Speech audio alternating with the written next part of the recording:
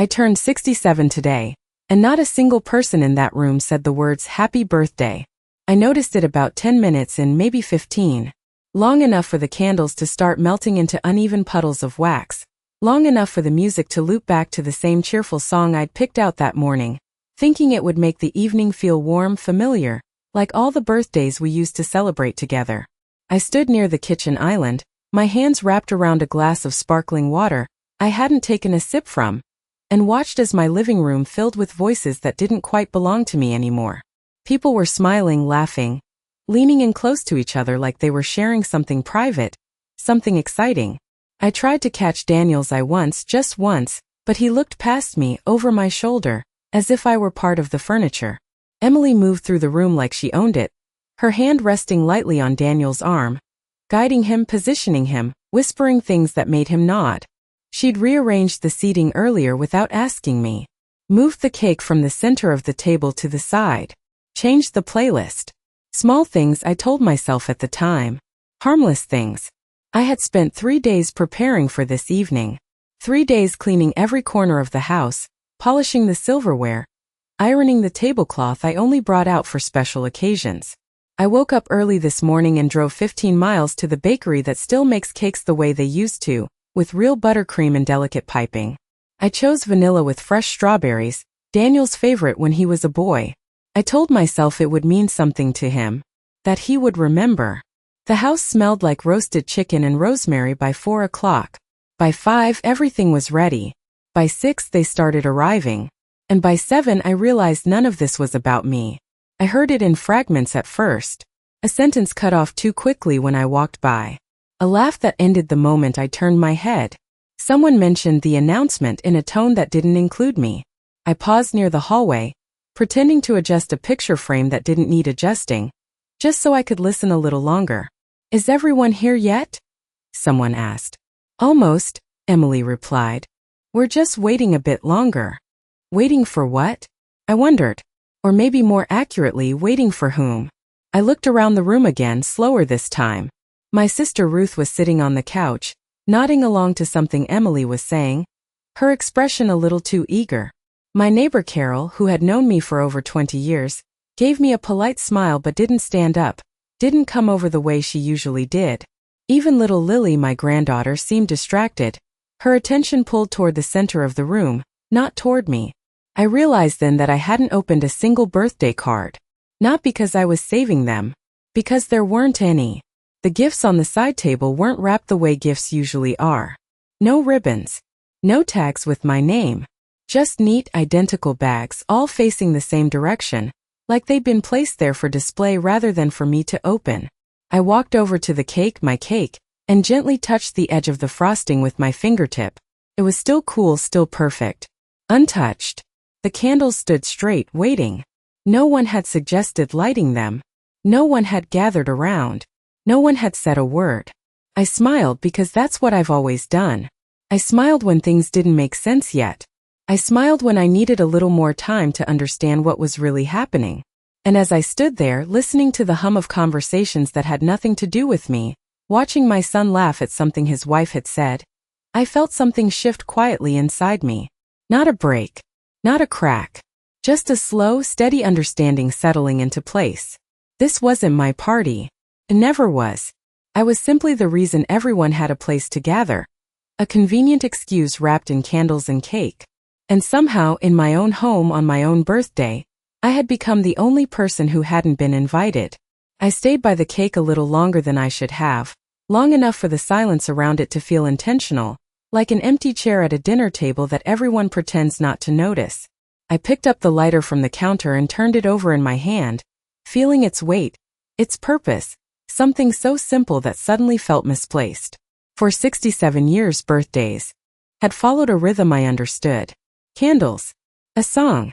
A moment where people looked at you and acknowledged that you mattered.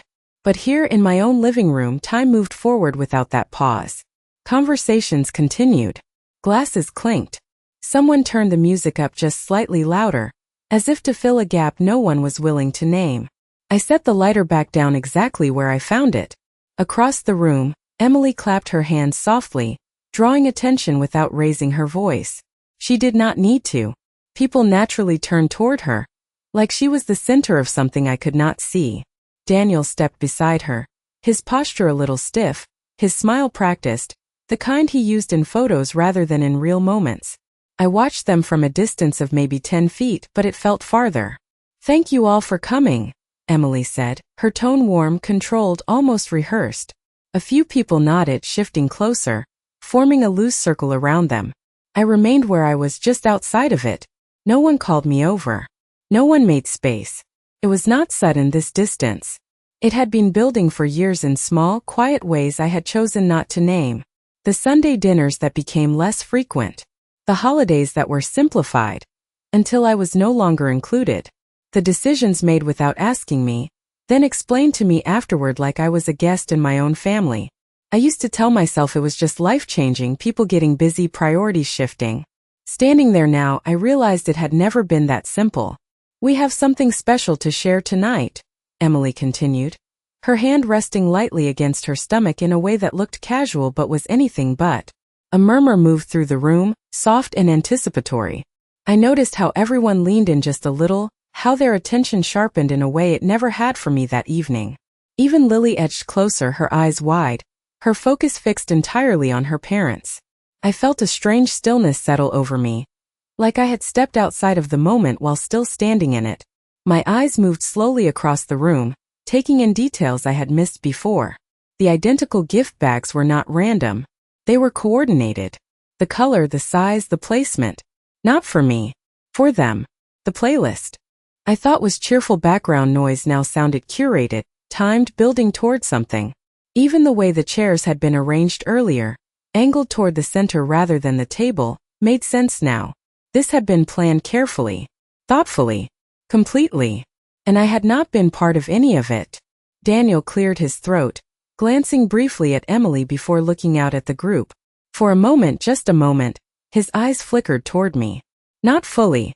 Not enough to meet mine. Just a quick, uncertain glance, like he remembered something he had meant to do, and then decided it was too late. I did not move. I did not wave. I did not help him find me. Emily squeezed his hand gently, guiding him back to the moment she was creating. "We wanted to share this with all of you tonight," she said, emphasizing the word all in a way that felt precise, intentional. Few people smiled. Someone whispered, "I knew it." The room felt smaller suddenly, the air warmer, thicker, like it was holding something that had nothing to do with me. I folded my hands in front of me, a habit I had when I needed to stay still, to stay composed. My reflection caught briefly in the dark screen of the television across the room. Silver hair, carefully styled. Blue dress I had chosen because Daniel once said it made me look elegant. I looked like a host. I looked like someone who belonged at the center of a celebration. But I was standing at the edge of it, watching something unfold that I had unknowingly made possible. I thought about the invitations I had never seen, the conversations I had not been part of, the decisions made in rooms I was no longer invited into. It was not just this night. It was a pattern finally stepping into the light. Emily's voice softened slightly, drawing everyone in closer. "This means so much to us," she said. Not family. Not all of us. Just them." I felt it then, clear and undeniable. Not anger. Not yet. Just clarity. A quiet, steady awareness that settled deeper with each passing second. I was not forgotten. I was not overlooked. I had been positioned, carefully, deliberately, placed exactly where I was meant to be so that everything else could happen around me without interruption. And the most surprising part was not that they had done it. It was how easily I had allowed it to happen, one small silence at a time. The room held its breath for a fraction of a second, the kind of pause that only happens when something important is about to be said. And I realized I had heard that same pause before in different rooms at different times, always right before I was told something after everyone else already knew. Emily reached into one of the identical bags on the table and pulled out a small white box, neat and polished, tied with a ribbon that matched everything else in the room, everything except me. A few people gasped softly, not out of surprise but recognition, like they had been waiting for this exact moment. Daniel smiled then, a real smile this time, wide and unguarded, the kind I had not seen directed at me in years. "We wanted to share this with you tonight," he said again, his voice steadier now, more certain. as if he had finally stepped into the role he had been rehearsing. Emily handed him the box, but her hand lingered just long enough to remind everyone whose moment this really was. He opened it slowly, deliberately, turning it so the people closest could see first. I did not need to be close. I could see it from where I stood. A pair of tiny shoes, soft and white, placed carefully inside. The room reacted exactly on cue. Laughter. Applause. Someone said, "Oh my goodness," and another voice followed with, "I knew it, I just knew it." The energy shifted instantly, rising, expanding, filling every corner of the space with something bright and celebratory that had nothing to do with the cake still sitting untouched behind me. "We are having a baby," Emily said, her voice warm and glowing, and this time she did not need to guide the moment. It carried itself. People moved toward them, surrounding them, offering congratulations, hugs, questions, joy. Real joy. The kind that shows in people without effort. I watched it all unfold as if I were watching a scene through glass, close enough to see every detail, too far to be part of it. Lily clapped her hands and ran to her parents, her laughter high and clear. My sister stood up and crossed the room quickly, embracing Emily. Like this had always been her place. Carol followed, then others, each person stepping forward as if they had been waiting for permission to do exactly this. No one looked back. No one glanced toward the cake. No one remembered why they had come here in the first place, or maybe they had never come for that reason at all. I felt the edge of the counter behind me and rested my fingertips against it, grounding myself in something solid, something that did not move with the rest of the room. The music changed again, softer now, almost sentimental, like it had been timed to match this reveal. Of course it had. Everything had been timed. Everything had been arranged. I thought about the grocery list I had written 3 days ago, the careful way I had chosen each ingredient, the way I had stood in the bakery this morning deciding between 2 designs for the cake, asking the girl behind the counter which one looked more elegant. I had wanted it to be perfect. Not extravagant. Just thoughtful. Meaningful. Something that said I still mattered in this family, that I still had a place at the center of it. Instead, I had provided the setting. The house. The food. The reason for everyone to gather without question. A birthday was simple. Familiar. No one would decline that invitation. No one would ask too many questions. I felt a small, quiet understanding settle into place.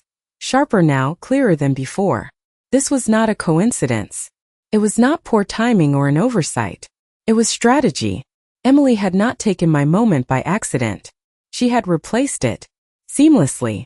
Efficiently. Completely. Daniel laughed at something someone said. His arm now around Emily's shoulders, protective, proud, present in a way I had once believed belonged to me as his mother. For a brief second, he looked across the room again, and this time his eyes did meet mine. There was something there, but it was not enough. Not enough to stop what was happening. Not enough to change it. He gave a small nod, almost apologetic, almost acknowledging, and then he turned back to his wife, to his future, to the life he was building that no longer had space shaped like me. I did not move.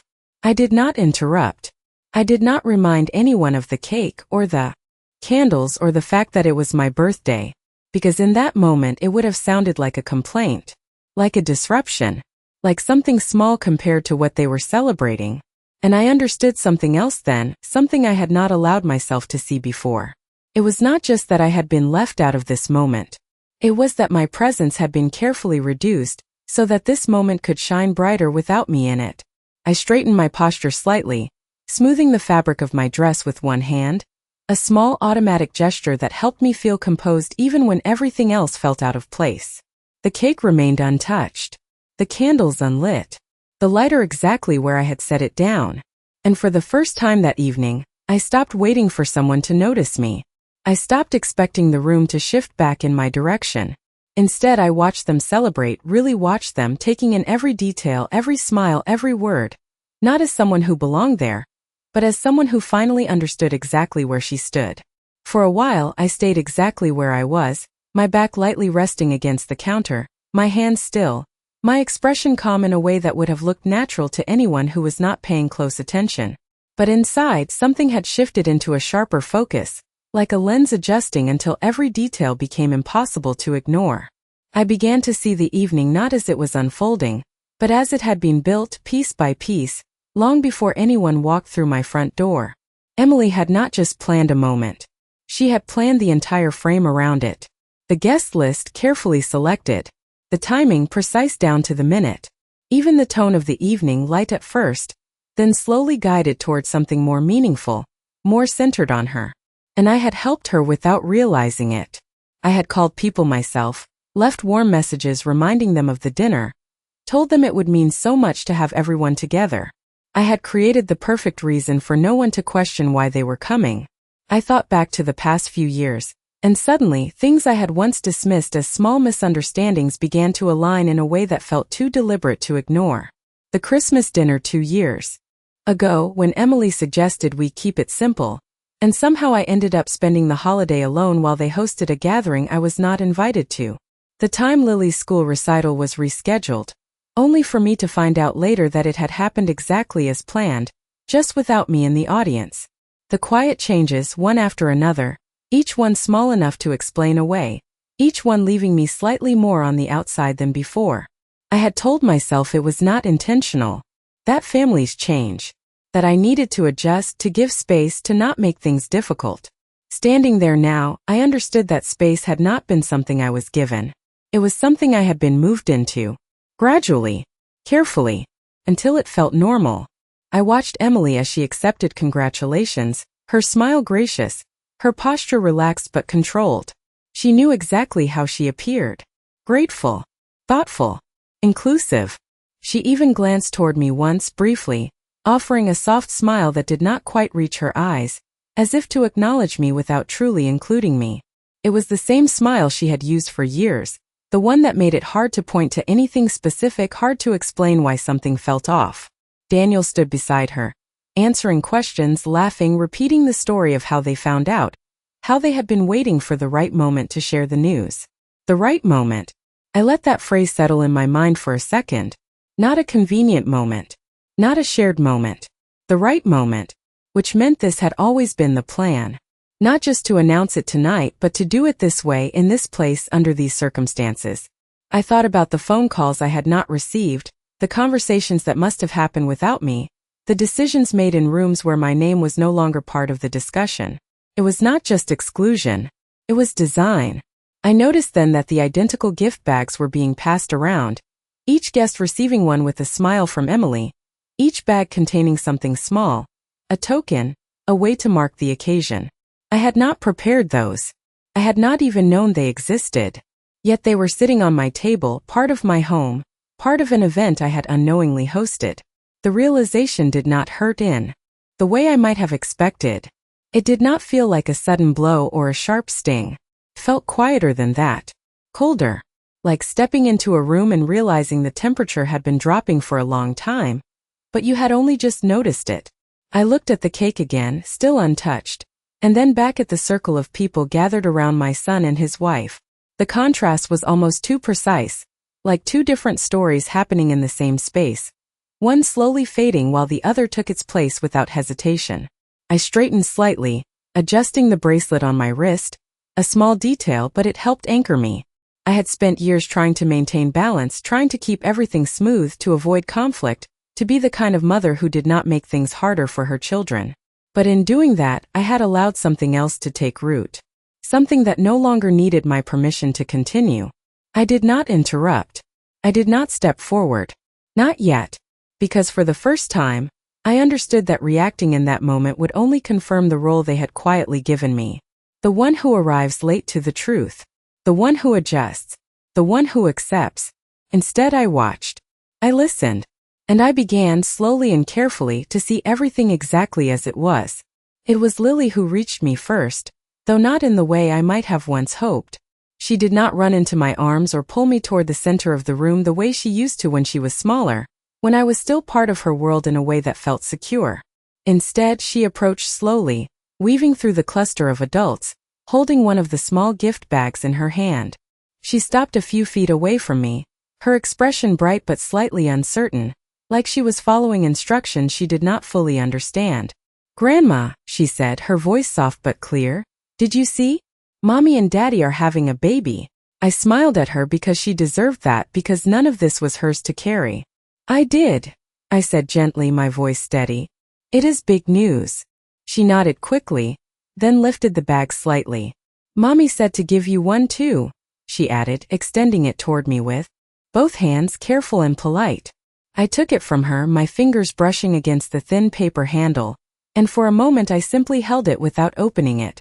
It was light, too light to contain anything meaningful but not empty, just enough weight to make it feel intentional. Thank you, sweetheart, I said, and she smiled, relieved, before turning back toward the center of the room, pulled once again into the gravity of her parents' moment. I looked down at the bag in my hands. The tissue paper inside was neatly folded, untouched, as precise as everything else that evening. I reached in slowly and pulled out what was inside. A small printed card, thick paper, professionally done. On the front, in elegant script, it read, "A new chapter begins."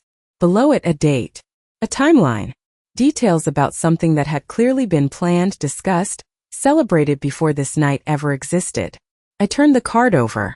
A message printed on the back, identical to what everyone else had received. Thank you for being part of our journey. I read that line twice, not because I did not understand the words, but because I understood them too well. Part of their journey, not part of the decision, not part of the planning, not part of the moment until it was ready to be revealed in a way that served them best. I slipped the card back into the bag carefully, smoothing the tissue paper the same way it had been when Lily handed it to me, as if restoring it to its original state might somehow restore something else. Around me, the room continued to move forward without pause. Someone brought out champagne. Glasses were filled. A toast was suggested, and people gathered again, raising their drinks, their voices overlapping in congratulations and well wishes. I noticed how naturally everything flowed, how easily the evening had transitioned from what it was supposed to be into what it had always been intended to become. No hesitation, no confusion, just a seamless shift that only felt abrupt to the one person who had not been included in the transition. I realized then that there had been signs even earlier that day, small things I had overlooked. Emily arriving an hour before everyone else, not to help, but to set up a few things. The way she had asked me, almost casually, if I would mind if she moved a few decorations around.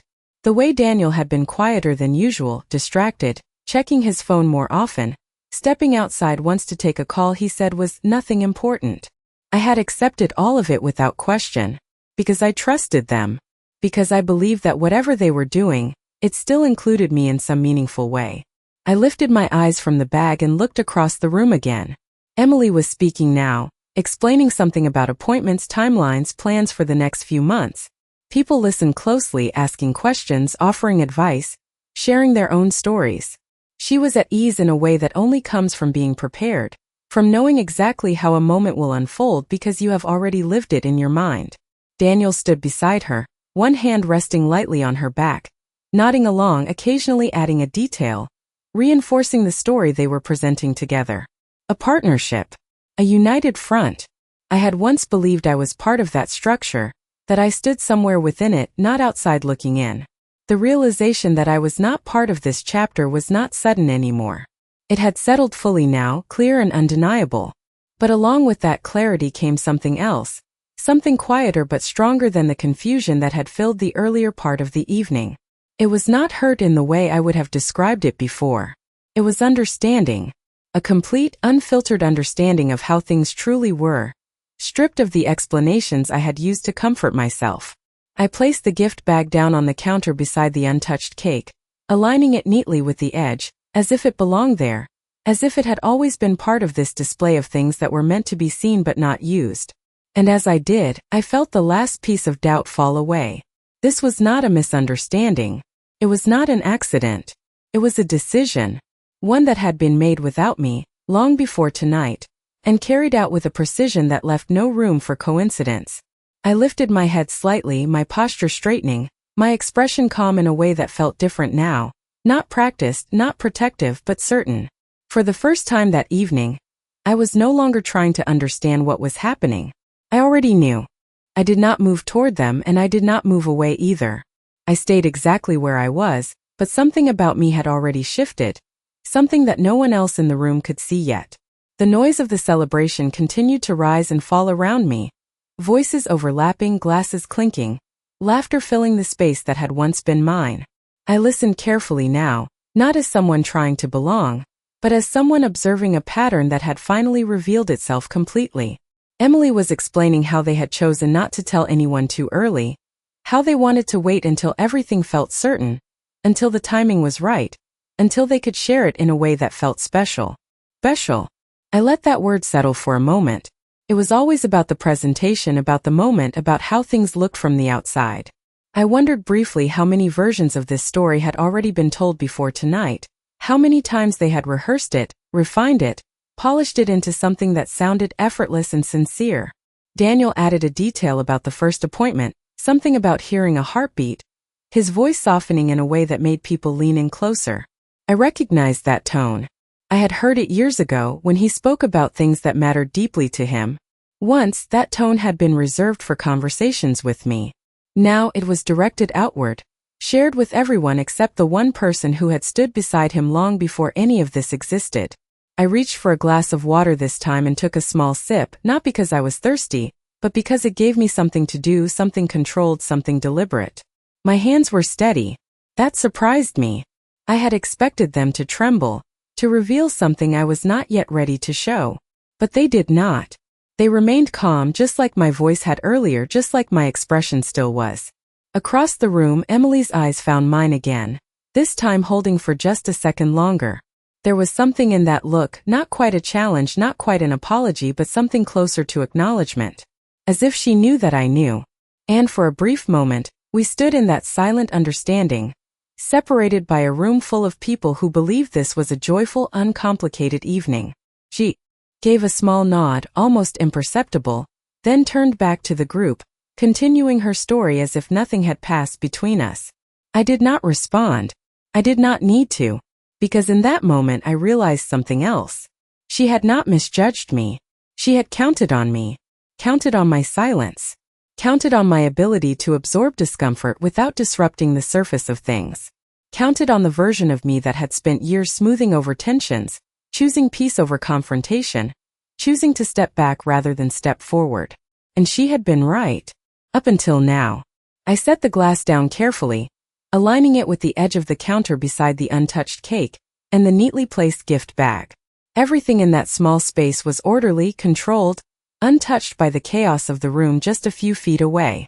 It felt almost symbolic, though I did not dwell on that thought for long. Instead, I let my eyes move across the room one more time. Slower now, more intentional. I noticed who had approached me and who had not. Who had offered a smile and who had avoided my direction entirely. Who seemed comfortable in this shift and who seemed to sense, even faintly, that something about this evening was not quite right. There were a few, just a few, whose expressions held a flicker of hesitation when they glanced in my direction. Not enough to act on. Not enough to speak. But enough to notice. Enough to confirm that what I was seeing was real. I was not imagining it. I was not overreacting. I was simply seeing clearly, perhaps for the first time in a very long time. The music shifted again, transitioning into something softer, almost reflective, and for a moment, the room felt suspended between celebration and something quieter. It was in that moment that I realized I had a choice. Not the kind of choice that involves raising my voice or interrupting the evening, but something more subtle, more lasting. A choice about how I would move forward from this point on. Whether I would continue to play the role that had been so carefully shaped for me, or whether I would step out of it entirely. I did not need to decide everything right then. I did not need to make a scene or prove a point. The power in that moment was not in what I said, but in what I understood. And what I understood now was this. Nothing that had happened tonight was accidental. Not the timing. Not the setting. Not the silence around my own celebration. It had all been arranged in a way that placed me exactly where I stood, just outside the center, just far enough away to be overlooked without causing disruption. I straightened slightly, lifting my chin just a fraction, and for the first time that evening, I felt something steady settle beneath the surface of my calm. Not anger. Not yet. Something quieter. Something stronger. Clarity, yes, but also the beginning of something else. Something that did not need to be seen immediately to exist. I let the room continue without me, just as it had been doing all along. But this time I was no longer waiting to be included. The longer I stood there without moving, the more invisible I became, and the more I understood how comfortable everyone had grown with that version of me. Conversations flowed around me without interruption, people shifting positions, refilling drinks, leaning closer to one another, all of it forming a kind of current that moved in a single direction, away from me. I watched as Daniel placed his hand over Emily's again, this time more firmly, as if anchoring himself to the life they were building together. There was pride in his posture, a quiet certainty that I had not seen in him for years, not since before his father passed, not since before everything began to change in ways I had not fully acknowledged. For a moment I let my mind drift backward, not far, just enough to trace the path that had led here.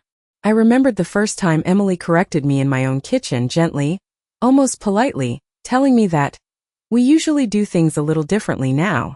I had laughed it off then, adjusting, stepping aside, telling myself it was normal for younger people to have their own ways. Then there were the decisions about holidays, about schedules, about routines, each one presented as practical, reasonable, necessary. Each one moving me slightly further from the center without ever stating it directly. I had agreed more often than I had questioned. I had accepted more often than I had resisted. Not because I did not notice, but because I chose not to confront it. I believed that maintaining peace required a certain kind of silence. Standing there now, I realized that silence had not preserved anything. It had only made room for something else to grow in its place. Across the room, Emily laughed at something my sister said, her hand resting again in that same careful position, her body angled just enough to keep the focus where she wanted it. She was skilled at this. Not in a loud or obvious way, but in something more controlled, more refined. She did not need to push. She simply redirected, adjusted, allowed things to fall into place in a way that always seemed natural to everyone except the one person paying close attention. And I had not been paying close enough attention. Not until now. I picked up the small card from the gift bag again just for a moment, reading the words once more. Not because they had changed, but because I had. Thank you for being part of our journey. The sentence sounded gracious, inclusive, generous even. But I could see the boundary within it now, the quiet line that separated being part of something from having any influence over it.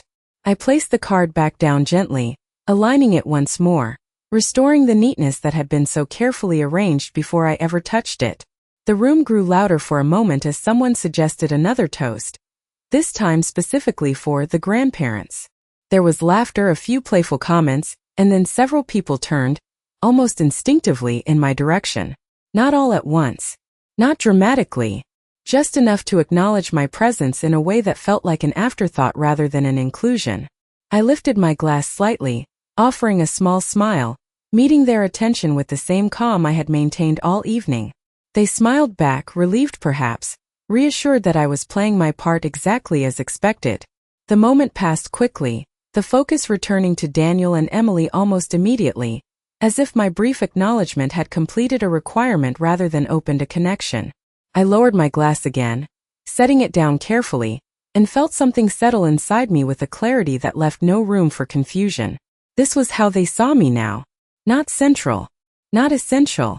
Not even necessary. But present. Useful in a quiet background way. Predictable. Manageable. Looked at Daniel again, really looked at him, taking in the man he had become, the choices he had made, the life he was clearly committed to building. There was no hesitation in him now. No uncertainty.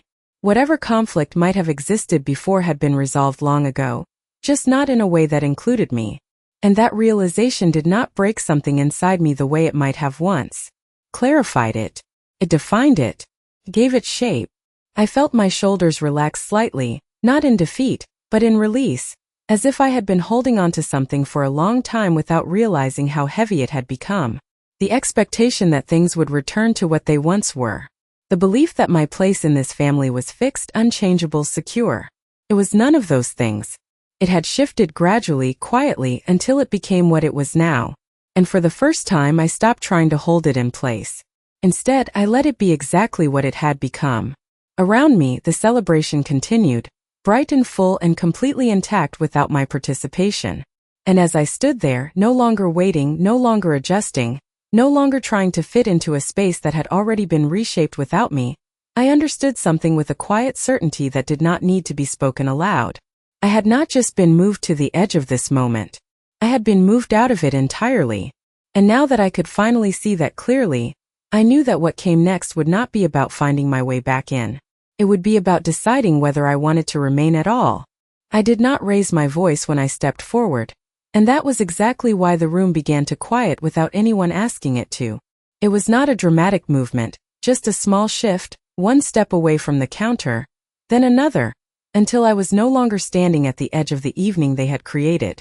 The sound of my heels against the hardwood floor was soft, but it carried just enough to draw attention in a way that felt natural, unforced. A few people turned first, then a few more, and within seconds the circle around Daniel and Emily loosened slightly, just enough for me to be seen clearly for the first time that night. I held my posture steady, my expression calm, the same composure I had maintained from the beginning, but something beneath it had changed. Not visible, not obvious, but present in a way that made people pause without fully understanding why. I reached for the glass closest to me, lifting it gently, not to interrupt, but to join, to step into the moment on my own terms rather than wait to be invited. "It really is a beautiful announcement," I said, my voice even warm and clear enough to carry across the room without effort. Heads nodded. Smiles returned. The tension that had briefly formed softened again, reassured by the familiar tone they expected from me. Emily's eyes met mine once more, searching this time, not for acknowledgement, but for something else, something she could not quite place. Daniel shifted slightly, his shoulders tightening just a fraction, as if he sensed that something was not following the script he had grown comfortable with. I let a small pause settle after my words, just long enough to hold the attention of the room without demanding it. "A new chapter," I continued, glancing briefly toward the small card still resting on the counter behind me, "is always something worth celebrating. More nods. A few soft agreements." It was exactly what they expected me to say. Exactly the role they had assigned to me. But I was not finished. I took one more step forward, not toward them, but toward the center of the room, placing myself where the space naturally opened, where the light from the overhead fixture fell evenly, where everyone could see me without needing to turn too far. It was a subtle repositioning, but it changed the balance of the room in a way that no one could ignore. "It reminds me," I said, my tone still gentle, still composed, "of how many chapters a family can have, and how easily they can change." There was a slight shift then, not in movement but in attention. People were listening now, not just hearing. I could feel it in the way the room held itself, in the way conversations did not immediately resume. I let my gaze move slowly, intentionally from one face to another, not accusing, not searching, simply acknowledging. "Some chapters are built together," I continued, "with everyone involved, every voice heard, every decision shared." I paused again, just long enough for the words to settle without pressing them further. "And some," I added softly, "are written quietly, without everyone knowing until the story is already in motion." The silence that followed was not uncomfortable, but it was no longer casual. It had weight now, a subtle shift that could not be undone by laughter or a quick change of subject. I did not raise my voice. I did not point. I did not accuse. I simply let the truth exist in the space between my words. Emily's smile remained, but it had tightened slightly, the edges no longer as effortless as before. Daniel looked at me fully this time, his expression unreadable, caught somewhere between recognition and uncertainty. I lifted my glass slightly, a small, composed gesture that felt both familiar and entirely new. "But no matter how a chapter begins," I said, "what matters is understanding where you stand in it." My voice remained steady, my expression unchanged, but the meaning beneath the words had shifted completely. This was no longer about their announcement. It was no longer about the evening. It was about something far quieter, far more lasting. I lowered the glass slightly, not finishing the toast, not concluding the moment in the way they might have expected. Instead, I let the sentence remain open, unfinished in a way that required no further explanation. The room did not erupt into applause this time. It did not return immediately to laughter. It held, just for a moment longer than before, in a space that felt different from anything that had come earlier that evening. And in that stillness I realized something important. I had not taken their moment. I had not disrupted it. I had simply stepped into my own without asking, without waiting, without needing permission. And for the first time that night, I was no longer invisible. The silence did not last long, but it lasted long enough. Long enough for people to shift where they stood, long enough for a few glances to pass between them, quiet and uncertain, like they were trying to understand something that had not been part of the evening they expected. Then slowly the room began to move again. Someone let out a soft laugh, a little too quick, a little too light, and the conversation picked back up, though not quite in the same way as before. The energy had changed. Not dramatically. Not in a way that would be obvious to someone who had just walked in. But I could feel it. A subtle recalibration. A quiet awareness that something had been said without being fully explained. Emily was the first to recover completely.